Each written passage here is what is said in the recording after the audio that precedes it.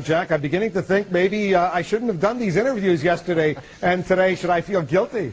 You know, I don't know, Wolf. If war breaks out between Pakistan and Afghanistan, you know, you may have some guys coming by and knocking on your door asking for transcripts. Ordinarily, we don't do a question 2 days in a row, but this is important enough to be an exception.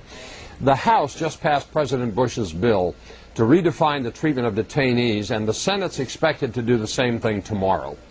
Buried deep inside this legislation is a provision that will pardon President Bush and all the members of his administration of any possible crimes connected with the torture and mistreatment of detainees, dated all the way back to September 11, 2001.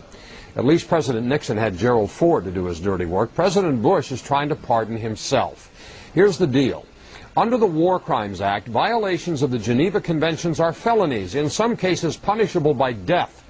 When the Supreme Court ruled the Geneva Conventions applied to al-Qaeda and Taliban detainees, President Bush and his boys were suddenly in big trouble. They've been working these prisoners over pretty good. In an effort to avoid possible prosecution, they're trying to cram this bill through Congress before the end of the week when Congress adjourns.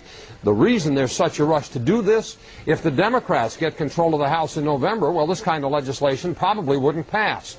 You want to know the real disgrace of what these people are about to do or in the process of doing?